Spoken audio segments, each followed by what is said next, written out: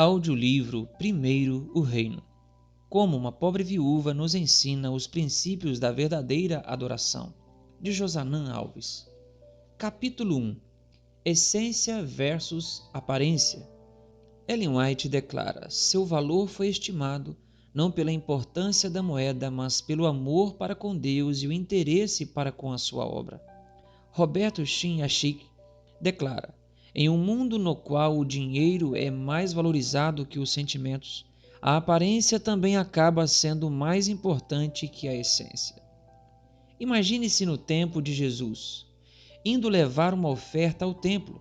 A gloriosa construção, com toda a beleza e história, era capaz de impressionar cada adorador, mesmo os que já haviam feito esse trajeto diversas vezes.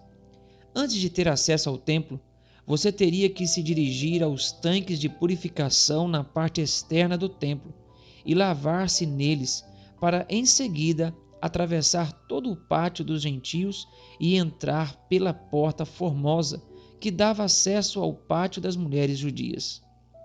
Esse pátio era o lugar em que mulheres e homens poderiam ficar, mas nesse lugar também ficavam 13 receptáculos de bronze, uma espécie de cofre ou gasofilácio, em forma de trombeta, onde os adoradores poderiam colocar sua contribuição para o funcionamento do templo. Cada receptáculo estava marcado com letras do alfabeto hebraico, para que as pessoas pudessem saber especificamente a que uso se destinava o dinheiro. O adorador poderia depositar suas moedas no gasofilácio destinado aos tributos do templo, à compra da madeira, do incenso, dos sacrifícios do templo. Por ser um lugar de grande circulação, era ideal para se proferir discursos.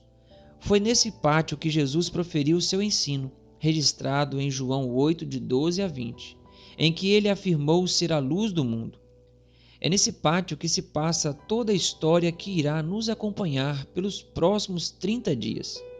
O texto de Marcos 12, 41 diz que naquele dia Jesus não estava fazendo um discurso, mas apenas observando como o povo lançava ali o dinheiro. À primeira vista, essa história parece ser unicamente sobre dinheiro, pois Jesus estava em frente aos cofres, onde eram depositadas as ofertas, e observava as pessoas depositarem as moedas. No entanto, uma palavra do texto muda completamente o sentido do relato. É a palavra como. Ela nos ajuda a entender que o que estava sendo observado naquele momento não era a aparência, e sim a essência de ser cristão. Veja, o texto diz que Jesus observava como e não quanto era depositado. Jesus estava mais interessado no como, que reflete a essência do coração, do que no quanto, que revela a aparência do esforço próprio. O quanto revela apenas o que fazemos, mas é o como que revela quem somos. Quando se entende isso, a vida cristã toma um novo sentido. Muitos de nós foram ensinados a viver e pensar na vida cristã apenas como um acúmulo milenar de regras que devem ser obedecidas para alcançar um estágio superior.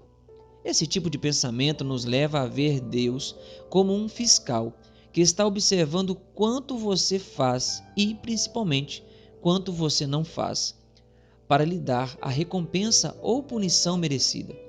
Por isso sou tão apaixonado por essa história da viúva, pois ela nos mostra que o grande interesse de Deus é mais no como do que no quanto. No cristianismo apresentado por Cristo, o fazer e o ser são importantes, mas o ser cristão antecede o fazer coisas na vida cristã. O fazer é o resultado inevitável do ser. Com o esforço humano, podemos até conseguir fazer coisas que os cristãos devem fazer. Mas Jesus tem uma proposta mais profunda.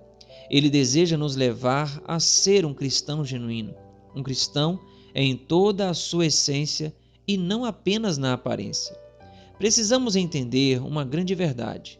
O inimigo não queria que você fosse um cristão, mas já que você é, ele tenta levá-lo a olhar apenas para o quanto você faz ou quanto se deve fazer. Um dos objetivos deste livro é levar-nos a pensar que o ideal de Cristo para a nossa vida é transformar o que somos para modificar o que fazemos. Para Satanás, O importante é que você olhe apenas para os sábados que guarda. Quanto de dízimo e ofertas você entrega? Quanto você ajuda o próximo? O propósito de Cristo é levar você a pensar em como guardar o sábado, como devolver os dízimos e ofertas e como ajudar o próximo. Ele deseja ver quais sentimentos dirigem suas ações de fidelidade. Permita-me explicar isso com uma história pessoal. Meu pai aprendeu a experimentar o amor de Cristo em sua vida. Ele tem suas lutas na vida cristã, mas tem um amor tão contagiante por Jesus que, se você perguntar por que ele observa o sábado, com certeza ele não vai responder que é por ser uma regra da igreja. Ele vai lhe responder que o sábado é o melhor dia da semana. É o dia em que ele tem a oportunidade de ter companheirismo com a pessoa que ele mais ama. Sua expectativa pela chegada desse dia especial era tão intensa que várias vezes eu ouvi começar a desejar feliz sábado para as pessoas já na quinta-feira. A mesma coisa é verdade em relação aos dízimos e ofertas. O verdadeiro objetivo da fidelidade é levar você a reconhecer quem é Deus em sua vida e responder pela obediência com base em seu amor por Ele e por sua causa. Ellen White afirma: os olhos de Deus tomam conhecimento de cada moeda devotada à sua causa e da disposição ou relutância do doador. Os motivos que animam a dar são também anotados. Você percebe? O interesse de Deus é conhecer os sentimentos que nos movem à ação. Temos disposição ou relutância em obedecer? Os motivos são nobres ou egoístas? Foi por isso que Paulo afirmou: Deus ama quem dá com alegria. 2 Coríntios 9, versículo 7. O que Paulo estava declarando é que Deus ama não quanto dou, mas o sentimento que me move a doar. Isso dá sabor à vida cristã. Alguém disse certa vez que ser cristão tem gosto e o gosto é bom. Durante seu ministério, Jesus combateu com muita força a religião de aparência, quando ele disse que os religiosos de sua época eram como sepulcros pintados de cal por fora, mas cheios de podridão por dentro. Ver Mateus 23, 27. Quando ele disse aos que se autoproclamavam salvos por suas obras: em verdade lhes digo que os publicanos e as prostitutas estão entrando no reino de Deus primeiro que vocês. Mateus 21, 31. Você imagina o que significou para os líderes religiosos da época ouvirem isso? Eles pregavam que qualquer pessoa que se tornasse um judeu poderia ser salva, menos as prostitutas e os cobradores de impostos. E foi exatamente a esses que Jesus buscou para a salvação. Os pecadores que sabiam exatamente quanto necessitavam da graça transformadora chegariam primeiro do que os que viviam apenas a aparência religiosa. Para mim, a declaração mais forte está em Mateus 7, 21, na qual Jesus afirma que nem todo que me diz Senhor, Senhor entrará no reino dos céus, mas aquele que faz a vontade de meu Pai que está nos céus. E continua as acusações até terminar com o decisivo: afastem-se de mim, vocês que praticam o mal. Mateus 7, 23. Esse texto é impressionante e me faz pensar que em nenhum lugar da Bíblia é relatado que os ímpios irão questionar por que serão destruídos. Os habitantes de Sodoma e Gomorra não irão questionar. Os que foram destruídos no dilúvio não irão questionar. Mas os cristãos que viviam de aparência, esses sim, vão questionar e dizer: mas eu fiz tanto, contribuí tanto, guardei tanto. E Jesus dirá: é verdade, você tinha a aparência, mas não a essência. E eu não estava olhando para o quanto, e sim para o como você vivia a vida cristã.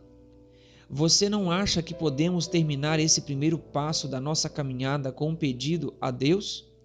Escreva nas linhas abaixo um pedido de perdão ao Senhor por viver uma vida mais preocupada com a aparência do que com a essência do cristianismo. Acesse na descrição deste áudio aqui no YouTube um link para um vídeo e descubra o que significa a submissão completa.